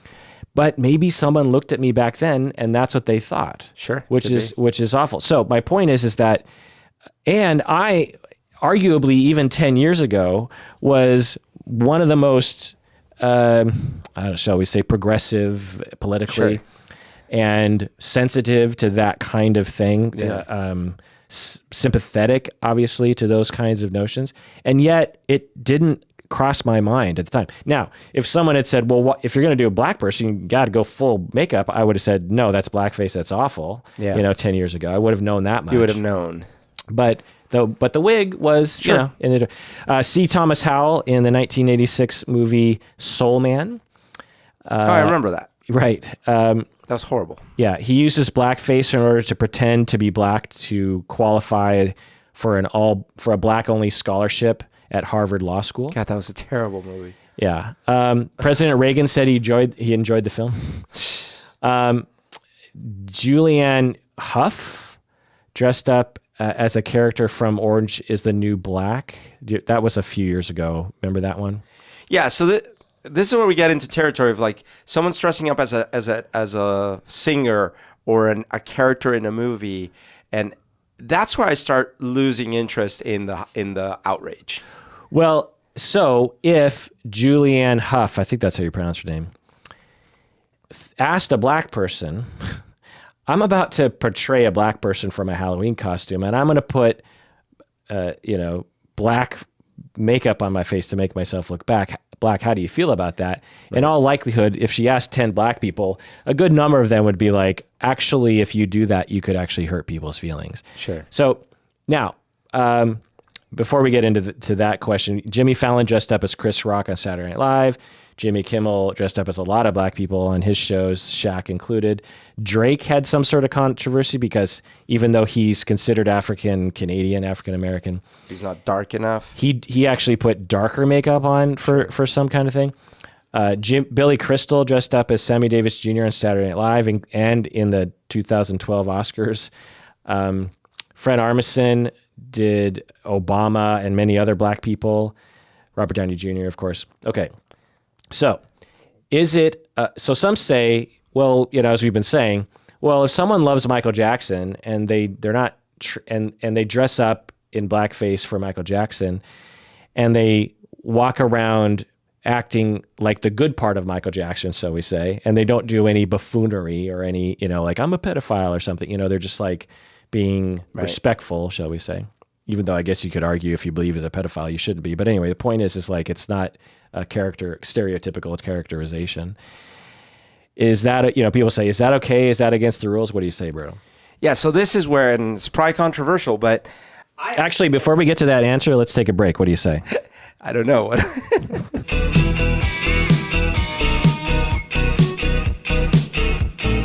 All right, we're back from the break. So intention, Berto, is intent a factor in blackface? Yeah, so absolutely. But I think the controversial part here is that the whole history you were relating about how blackface came about, the whole point was to minimize, demean, make fun of, animalize, all these things. but when someone's actually dressing up as a hero of theirs, someone they idolize, be an actor, a musician, something like that, that's the opposite. So now the question is, but why do they need to wear the makeup? It's like, but it's kind of a weird question. It's like when you put on costumes, you try to approach closer to something. And if your skin is light colored and the person you're trying to impersonate is darker colored, if you don't do that step, it's like, oh wait, how am I supposed to guess who you are? Because part of your costume is missing. And I think that's how people view it. Now, to be fair, I've dressed up as Michael Jackson before and never like painted myself. But I wore like a jacket that looked kind of like the jacket in Thriller, and I put a glove on one hand and stuff like that. And it was all out of like, I used to love Michael Jackson music, you know? And certainly if I was doing that and then painted my face and then I was like, or even, actually that would be even weirder because I'd paint my face like actually white. But the point is, no, I don't think we should be outraged of every kind of people dressing up as other people just because they put makeup on that's darker. I think we should be outraged based on the intent and then actually, you know, correct them. And I also don't think that this should be a as soon as you've done some of these behaviors, you're done. You're done with whatever professional thing you've got going. You're done socially. Because it's just like, I don't think it matches, nor it teaches, nor it's a conversation. So that's my... It needs to be and once we see that, then we say, okay, let's look into their track record. Yeah. And then let's judge the person as a whole. And if this is their one transgression, then we'll give them a slap on the hand and say, yep, here's why you don't do this. I thank you for having a good track record. If they have a bad track record, then they're done. Yeah. So my take, and I think your take is in the direction of mine, but my take, as I always say, comes back to empathy. So it's not about saying, well, you know, this person has good intent, because that's what people say. It's like, well, this person didn't intend on harming other people. And this is a question that comes up with quote unquote PC culture all the time. The issue here is striving for lack of ignorance and empathy for other people.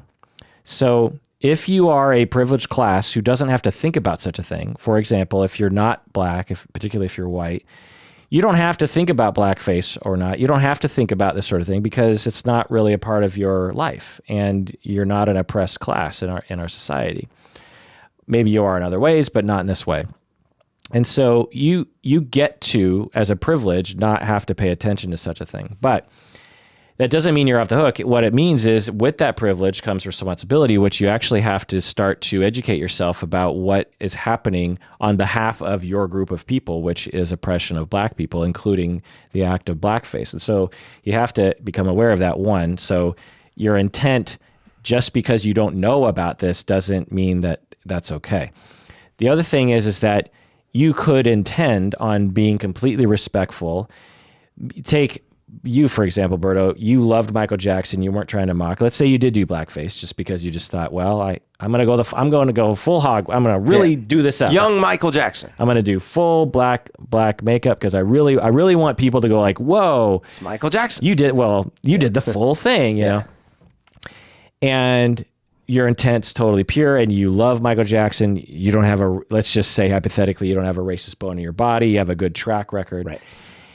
Well, it could hurt someone's feelings who doesn't know you or doesn't know your intent, or it just sort of shocks them into, oh my God, someone's doing blackface. What does this mean? And for that reason, we should take that in consideration as we take actions. And for a lot of people, if you don't come from that group or class, it is almost impossible to relate. And so you have to actually ask someone, I'm about to do this. How do you feel about it? Would it hurt your feelings? Get their take. Ask a couple other people. Would this hurt your feelings? Would this sort of be any kind of problem for you? And if it's any kind of problem, then I'm guessing you don't want to do it, and you'll decide on something else, because there's a lot of things to do on Halloween. You know, people are like, well, how come, you know, I want to dress up. I want the freedom to do what I want on Halloween. You know how many fucking costumes are available to you? Just get a Boba Fett mask and walk around. People will like you. So that's the point, is empathy for other people. What do you think about that, Berto? Yeah, that's a great point. And clearly, first of all, not everything is open to you. We're not actually in a completely free experience as human beings. We think, well, we're in a free country. It's like, no. You don't have complete freedom, not by a long shot. First of all, as we know, you are physically limited in your freedom. Second, you're limited by the laws of the land. Third, you're limited by the social norms. And fourth, you should self-limit based on other people's needs around you. Now, that said, I do think, I guess to the point you made earlier, people are going to have oversights, and maybe they forgot to ask, maybe they didn't think, maybe they weren't aware of something, because some of these are a little more obvious. Like, I dressed up as a hurricane victim. It's like, come, you really didn't know? Okay. But some of them are a little harder. Like, someone dressed up as a rapper, and they really meant to dress up as a hip, like even like a 90s gangster rapper or something. Like, all right. Okay, you probably need to know that this actually brings up a whole host of other issues, right, and stuff. So I think learning and then being able to learn is important. And like we've done a few other episodes about other topics where I feel like one of the big problems is that we don't have a cycle of being able to educate someone, have them learn, and then move on. Instead, the outrage machine on the internet specifically casts them aside, and then everyone's just fearful about their past. Right. It comes from an actual rational place. We have racism in our society, and we have a history of atrocities. And there are people who are woke to that notion, black people and otherwise. And it's upsetting, and it's bothersome. And there are statistics today that will bother us when we review the literature. Black people are incarcerated for more often for longer periods of time for the same crime that a white person does. Black people are, they don't, you send resumes out to groups of people to ask them who you would like to call for an interview. And on one resume, it's John. On another, it's the same resume. You just change the name to Jerome or Tyrone or something. And the John gets way more callbacks than the Jerome, even though the resume is exactly the same. These are empirical facts of our society, and anyone who denies it is a denier of statistics and reality. And so we have a real problem. We have a real problem in our society and many societies around the world. And so there are a lot of people who are upset about that justifiably. And then blackface come in, but the opportunity to attack it is not available to a lot of people, particularly people who aren't in academia or at the front lines or this sort of thing. Yep. Particularly if you don't have money because you can't donate to certain causes or something. And so you want to do something, and then this thing comes across your Twitter feed, and boom, you have an opportunity to strike for justice. Yep. And so you take that opportunity. And so you get a way overblown reaction to something when how many people are writing their Congress people and saying, I need you to vote this way?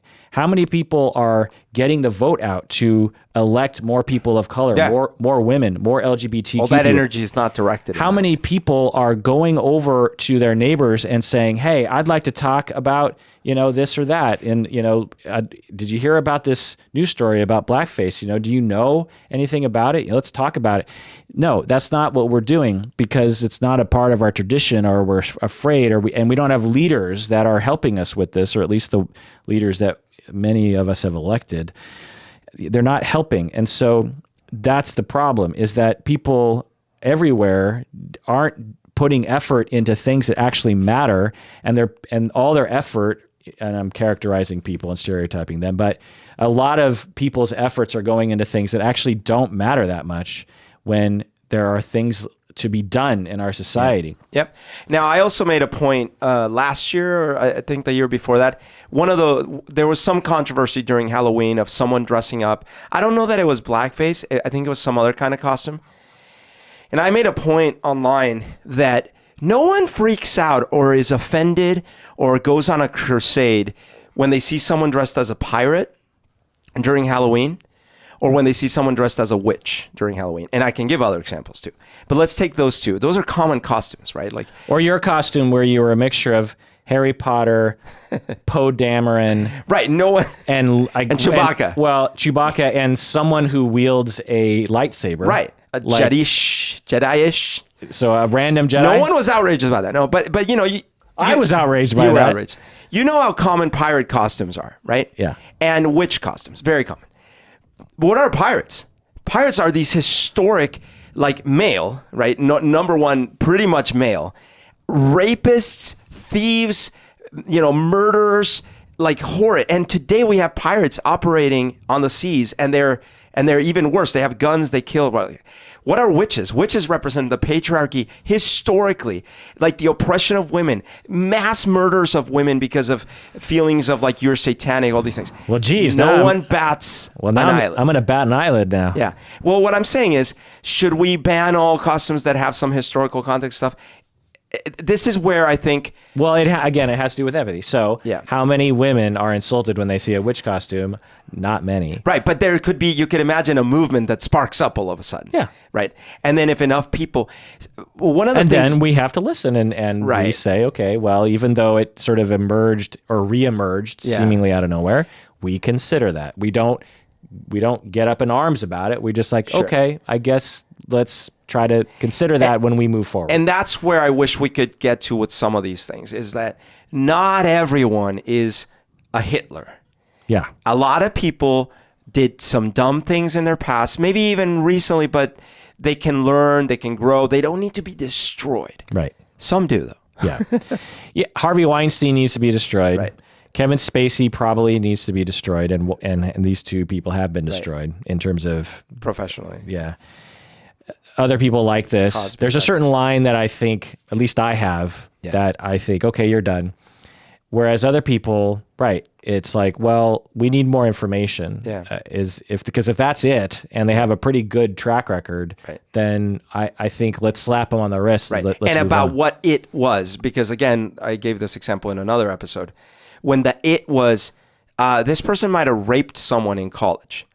Well, then we don't say, well, yeah, but the rest of their track record is fine. Right. Because, or worse, like this person might have murdered someone. Oh, yeah, but they've been really nice since then. Well, and it brings up a really interesting question that I don't think is easy to answer. For me, as I state, I'll just restate it, is that there's a general sense that I have, but it's not an innate line that I have. It's actually a line that has derived from discourse and will continue to change over time.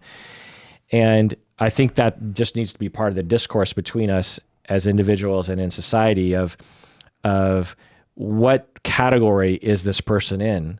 Are they in the we don't know enough about this person and we have a picture of a blackface and we need to know more? Are they in the category of I don't need to know anything more? This one act negates their entire existence and validation, validity to me. Right.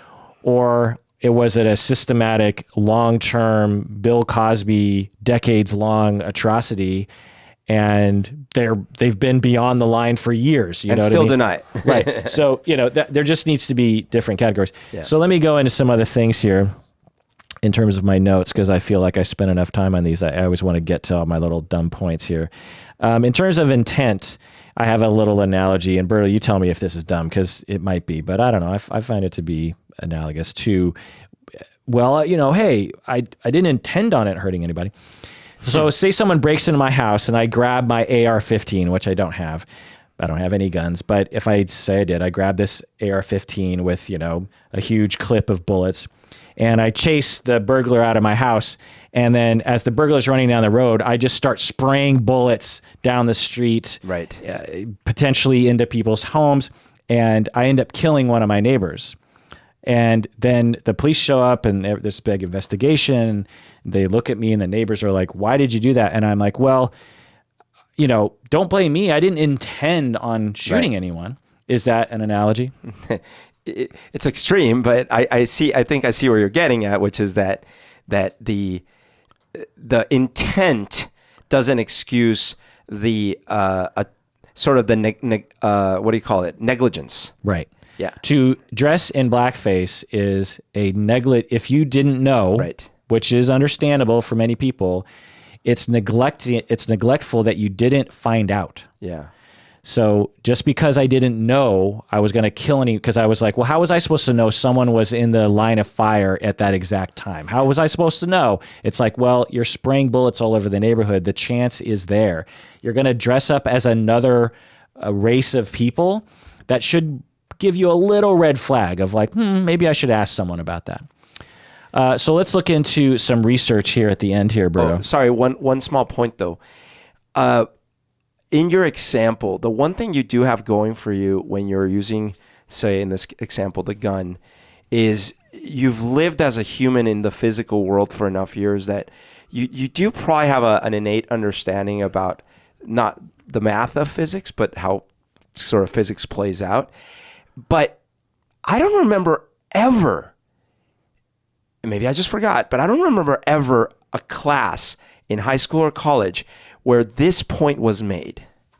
Yeah, and it's a good argument against the analogy and a good argument against our stupid society that teaches countless years of mathematics and no module on blackface and why it's a bad thing. Well, even slavery, and I wasn't here for the entire educational career, but I started in 10th grade. And slavery, I remember us briefly touching on in our U.S. history class. And it was not like a semester. It was like a couple weeks we talked about the slaves in the South and stuff like that. No horrific stories, no first-hand accounts, no repercussions that grew all the way to the 60s. No, none of that. It's crazy. Yeah. So there was a research study that looked into people and their attitudes about blackface. This is a recent survey. Mm-hmm. So they asked people, is it acceptable to use blackface in a Halloween costume? Yes, no, maybe, whatever. And these are all Americans. And so in percentages, what percentage of whites thought it was never acceptable? Never acceptable? Yeah. 20%. Close, 35%. Okay. So, a third of white people said, no, it's never acceptable to do blackface. What percentage of whites thought it was always acceptable? This isn't a nuance. It's always acceptable. I hope it's like 5%. 18%. Oh. 1 in 5. Almost 1 in 5 white Americans. Wait, what am I talking about? Why didn't I go with the voting percentages? That should have been my guy. Well, we'll get to that. Blacks who think it's never acceptable. Percentage. 80%. So this is interesting. 53. Okay. So that to me, again, the data always is interesting. Yeah. You would think, right, 80% never acceptable or higher. Yeah. But half. Okay, so they're more nuanced. Said it's never acceptable. Yeah. So they might look again at Tropic Thunder or Silver Streak or whatever and go like, well, sometimes it's fine as long as the message isn't that black people are idiots, right, then I don't care if you do it. Yeah. So black people, percentage of them say it's always acceptable. Like 2%. 5%. Okay. So, interesting bell curve. Yeah. Hispanic people are in between whites and blacks, interestingly. And of course they didn't look at Asians because no one ever looks at Asian Americans. Okay, so now let's look at people on the right, people on the left. People on the right, regardless of what ethnicity they are, percentage never acceptable. Never acceptable on the right. Can you remind me, what was it for white people? Whites was 35%. Okay, I'm going to go with 20%. Good, 21%. Okay. Never acceptable on the right. Always acceptable people on the right. And for white people, this was 18%. Right, 18%. Always acceptable is, I'm going to go 30%. Close, 24%. Yeah. So left people on the left, Democrats, liberals, percentage who consider it never acceptable. Now remember, for black people, it was 53%. Yeah, I'm going to say 35%. 51%. Okay, close to the... Okay. So almost identical, statistically probably identical to black people. Percentage, always acceptable. 10%. Good, 8%. Yeah. So the left percentages are just slightly less good than the percentages for black people. I mean, so what does this tell us about this issue in our society today? Well, first of all, a question for you. Where do you stand on the recent research in the last few years that correlates certain neural aspects with political leanings. For example, there was one that looked at fear, that, there was greater fear because of I think it was a smaller amygdala, no, enlarged amygdala or something like that for folks that were right-leaning. And there's been others with other aspects and things like that. And the reason I ask, of course I'll let you answer, is that I do believe that there is a different pattern of thought and between the two sides. I tend to call it empathy, but we've had debates about that. So what are your thoughts? Well, one, it's hard to measure. And even if you did find different sizes of amygdala, our resolution in understanding and measuring the brain is pretty rudimentary. And bias always plays a role. And I have seen some of the research on this, and from what I understand, it's more mixed. And when you cherry pick certain studies, you can say a certain thing, and you cherry pick a different set of studies, you can find something else, which is really common to fMRI studies and other studies such as this. Having said that, when you look at millions or thousands of people and you study certain fears or attitudes or personality types, you're going to see a slight signal when you compare large averages. But are the bell curves much more overlapped than they are separate? Yes, that's always the case. So when you find a study that says, Republicans are significantly more likely to blank than liberals are, we're talking about a effect size that's usually not very quite broad. Having said that, I haven't looked into the research. Now, but also correlation doesn't mean causation. Yep. People who are Republican are much more likely to not live in cities. They're much more likely to live in particular areas of the United States. They're much more likely to be of a certain race. And so it's impossible to tease out those. I mean, it's not impossible, but it's hard.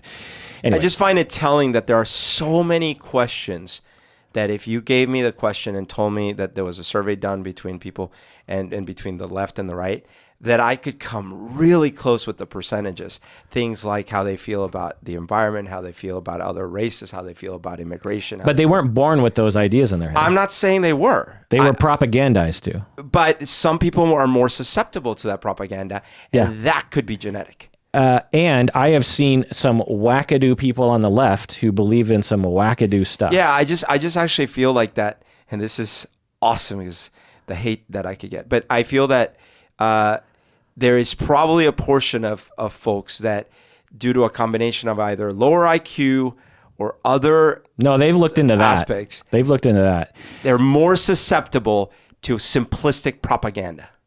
Perhaps, but there are... Which makes sense because they're not as smart. Well, they've actually looked at... This is actually an easy thing or an easier thing to study.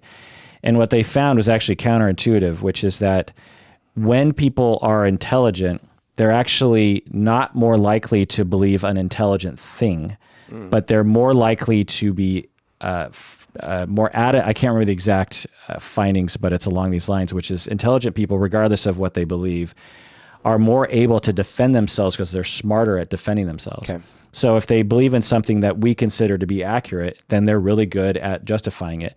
But if they believe in something like a flat earth or something, smarter people are really good at justifying it. And to themselves, because they are better at coming up with arguments. And so if it's not IQ, there's got to be something else that makes them more susceptible. And maybe it's the fear aspect. Maybe, but it's so irrelevant compared to the propaganda and the circumstances of certain people in certain societies. It's no mistake or, it's not a weird thing that you and I growing up in this area are progressive liberals. It's not that strange. But I didn't grow up in this area. But we grew up, well, I don't know what Colombian neighborhood you grew up in, but... I mean, I grew up in the middle of a 7 million person but you city. You went to the University of Washington where I went, anyway, we got to get back.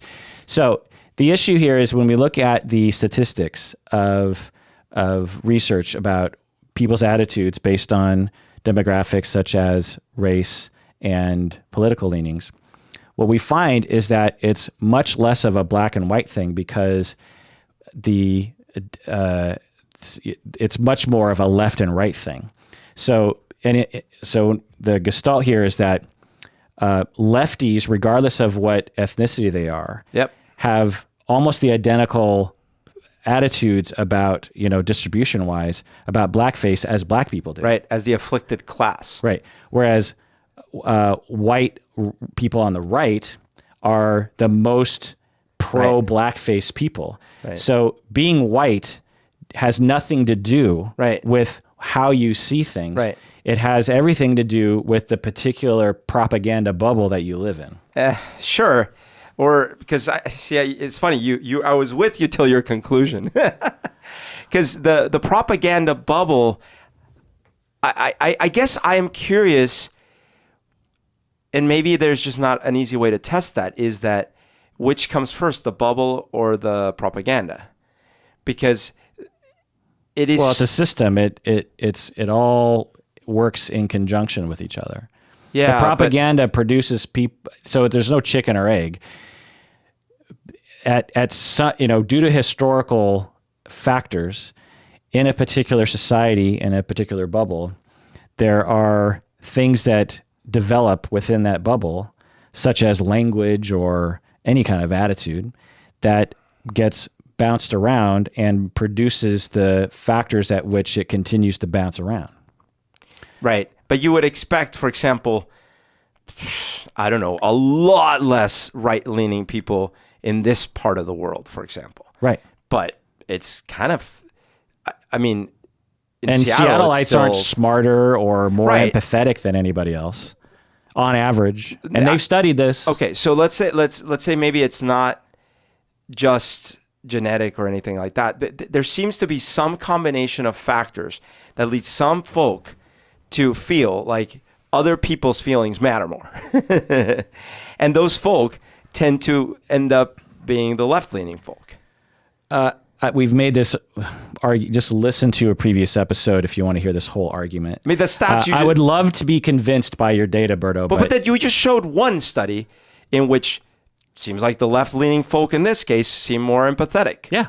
To that class of afflicted people. True. I bet you could run down the gamut of Native American issues, immigration, like Mexicans. Could be You'd true. probably find the same distributions or very And similar. anyone who knows anything about causation would not say that indicates a genetic difference between Fair the enough. two groups I'm of not people. saying that. I was saying that as a potential, but I'm saying that there's some set of factors that clearly correlate these things. Propaganda bubble, society, influence, but right, but culture, then I am- family, But in the past... education. Okay, but I'm specifically saying that's why I claim it's not 50-50.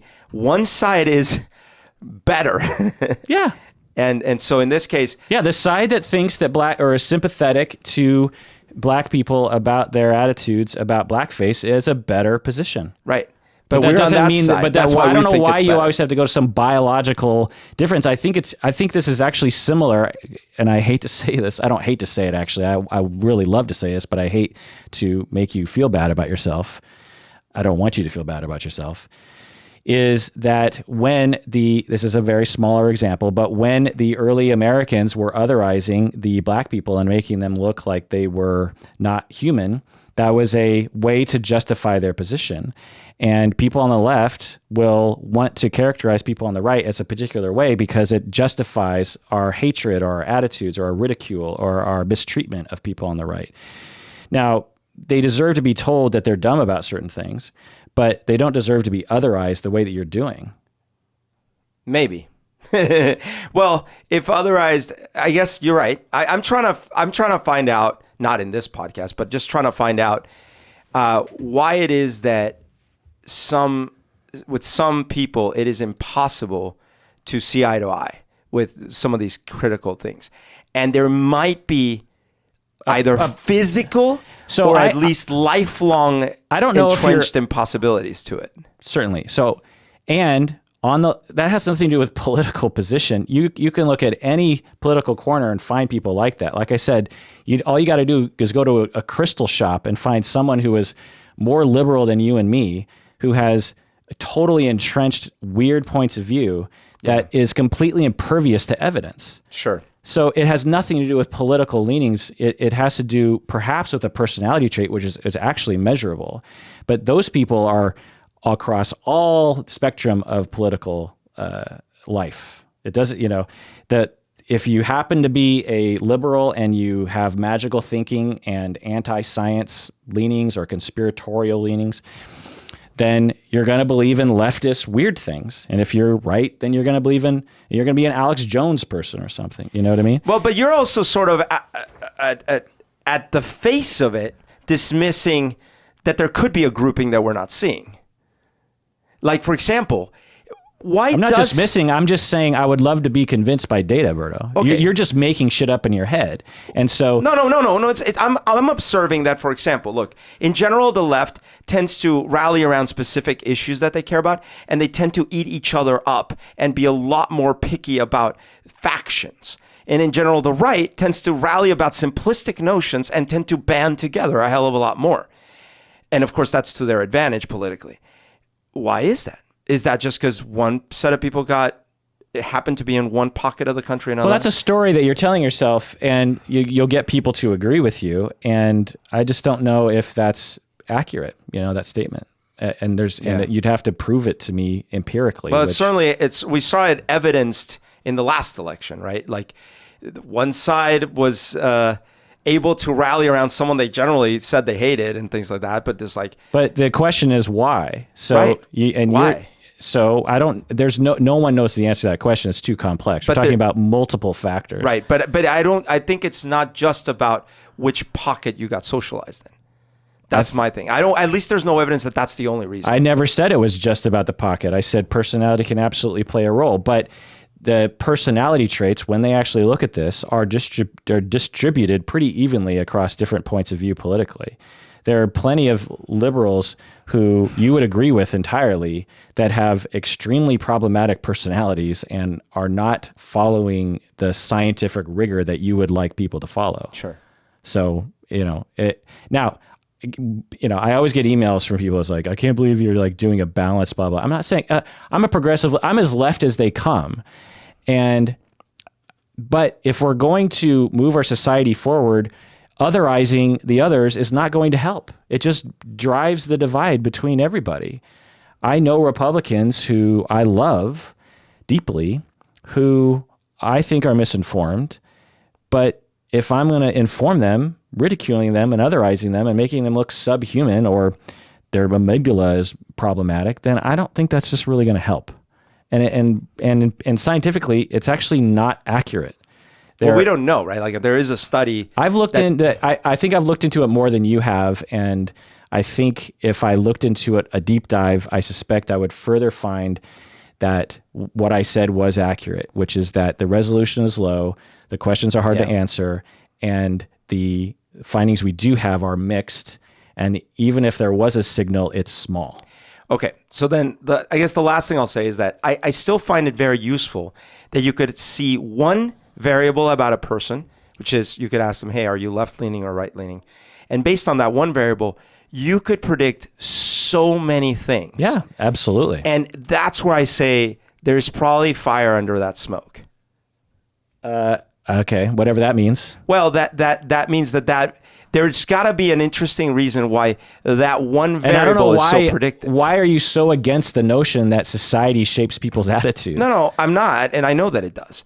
But I'm saying that to me it seems growing up in rural Alabama has some effect on their political points of view because they grew up in rural Alabama. Why is that notion so hard to wrap your head around? Fine. So a combination of the pocket they grew up in plus personality plus other factors, but they band together to that some types of people seem to be more susceptible. I'm not going to call you out, but are you always thinking of the same two people that I think you're thinking of? No. I'm saying this as a friend. No, absolutely not. Like I'm saying. I always think like you're thinking of these two people whom both of us know is an example of what you're talking about. No, how could it be that? I'm just asking as a curiosity. No, if you're not, then you're not. But I'm literally saying, like, how could it be that? Because it certainly applies to the two people that I think I'm thinking of, right? I maybe, but I know like 10 people in this category that I know personally. But you know the two people I know of the two people. I don't know that I know. I think one of them I probably know. But I'm saying easily 30% of the voting block is immovable when it comes to Trump. Immovable. Yeah. Like, I literally don't know what could come out. Yeah. Right? You're true. That's true. That seems very unique. I haven't seen that manifested on the left. Maybe it hasn't. And that is why I go, okay, But maybe there is some part of the difference. Socialization on the left Fine. is to be more open-minded. Fine. Let's say it's all about socialization. But no matter what those factors were, that set of people is incapable. It's categorically different. Okay. And so you think that is a bad thing to go down that road, and maybe it is. But it is. No, I never said that. I what never if said that categorizing or observation or opinion making, storytelling or criticizing is a bad thing. What I'm saying is when you are clearly otherizing another group of people as being a different set of humans, and that is what leads to problems politically for everybody. Well, I mean, okay, but they are a different set of humans, literally, right? So, like, I think there's more to it. It's different attitudes that I'm implying somehow that they're biologically different. You didn't imply, you stated. Right. You talked but about let's say I say, okay, fine. There's no evidence for that. Let's say it's 100% social. Yeah. Okay. But then shouldn't we look at what those factors are and then try to change that? Yeah. How is that an argument about what I said? Well, I think you thought that I was only arguing biologically. I wasn't. Okay. Because I'm just arguing with that argument. I think it's because in the past we've had arguments about the right and the left being sort of even, and I'm continuously looking for ways to rally against that. I mean, they're just stories we tell ourselves. There's no way to say anything without letting your bias completely get in there. That's true. We're not objective observers of this political reality. All right. Well, I had some other things, but like I had Yellowface I wanted to get into, but I won't get into that. I have some. I'll tell one story and I'll end with this one. So when I was a kid, I grew up in a all-white community. There were a couple black people and there was one or two Asians, but hundreds upon hundreds. Right. So in my school, for example, there would be like, my high school was, I don't know, 1,400 people. Jeez. And there were probably 4 Asian, and I was one of them, even though I'm half. Yeah. And maybe 2 black people, you know. The rest, and no known, maybe a handful of Hispanic people too, but they weren't very noticeable. Let's just put it that way. Anyway.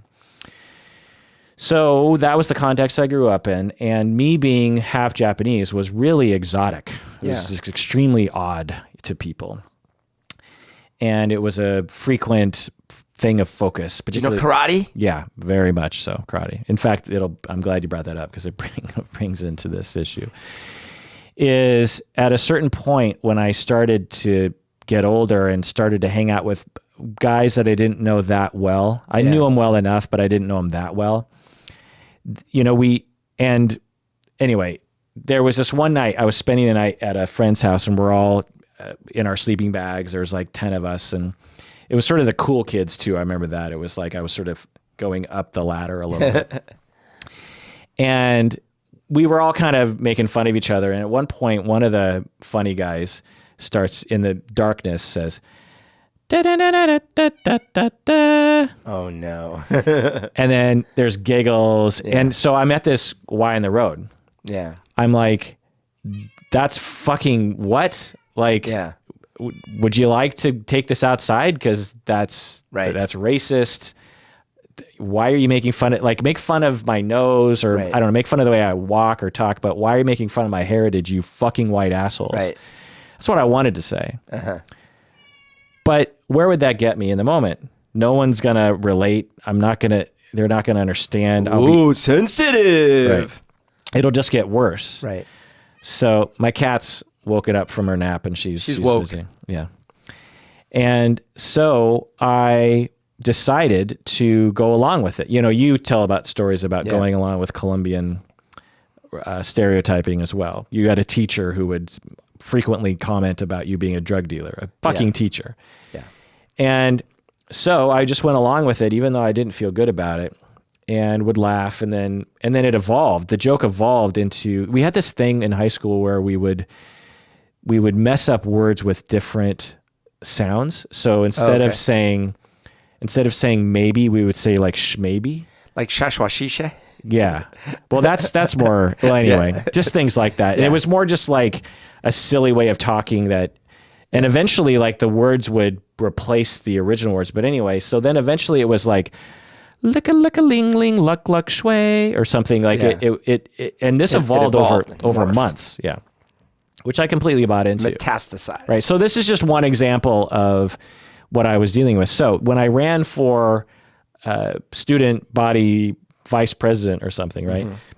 I was trying to think up a speech to do, and I'm a terrible public speaker back then, particularly, and wasn't very creative and didn't really know what to do. And I was trying to avoid giving a speech. Okay. And so it somehow popped into my head, my dumbass 15-year-old head, that, well, why don't I play a joke on the fact that I'm Asian? Oh, God. So I dressed up in a karate outfit from my brother's closet, and I made this big poster, and it said, like, vote for Kirk for vice president. And then I jumped through the poster and did all of these karate chops. It was a longer, actually, event to that I won't go into because it doesn't really matter. But the point is like I was playing I was doing yellow face to myself. Right. And because I felt I kind of had to. You had to fit that role. And I was trying to own it. Yeah. The way that gay people originally gay was an insult, and then they adopted it. You know, you take it on to take the power away. And so I don't know why I'm telling that story, but I think it illuminates the blackface, brownface, yellowface thing a little bit. Well, I mean, so two things. First of all, I mentioned earlier, when I was growing up in Colombia, first of all, there was tons of racism against blacks and natives, but I wasn't as aware of it because there weren't that many blacks in the city. So unfortunately, I didn't know just how much racism there was. There was definitely racism against more native born, like like Native American folk. And I did see that, but it was so ingrained in the society, and it was so, like, I wouldn't call it subtle because it wasn't subtle, but it was like just the way you talk, right? Just the way you say, that I wasn't aware of just how bad it was. I just saw it all the time. But the one that I remember actually being aware that was bad was the Asian kind of discrimination, because there was one Asian student in my school, and they were discriminated against. And I remember talking to the girls. Weren't they like bullied and stuff? And yeah, and just people talking bad about him, and people making fun of his skin, which, by the way, his skin looked like our skin. Like, it doesn't even, like, it's so dumb. It was so dumb. And I remember as a very young kid, like in preschool, having this little, I had to dress up for, you know how in preschool you do all sorts of little presentations and things?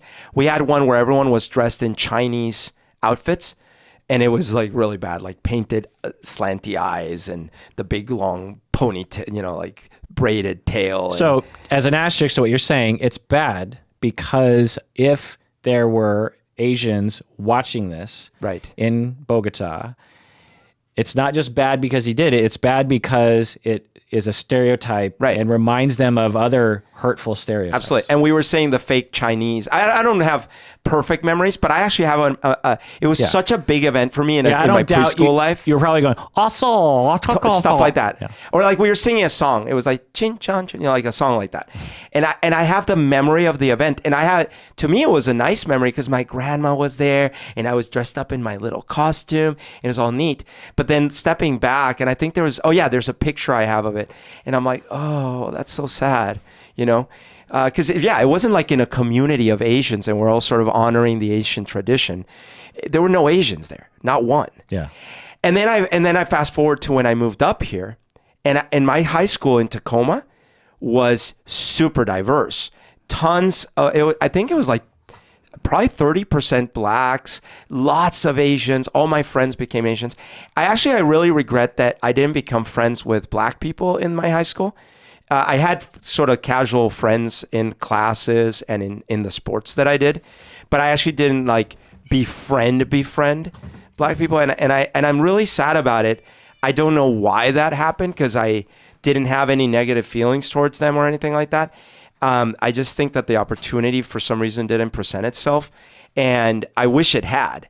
I will say, recently, even though the East Side is so short on black people, I recently befriended someone from Ethiopia, and I feel like we're going to be really good friends. And I'm actually really happy about that, because for so much of my life, I haven't had people from different cultural backgrounds. And over the years, I've had more Asians and stuff, but not as much of others. All right. Well, that does it for that episode of Psychology in Seattle. Thanks for joining us out there. If you have something interesting and respectful to say, you can email us at contact@psychologyinseattle.com. If you don't, you can keep it to yourself, because I don't want to hear it. And take care of yourself, because you deserve it.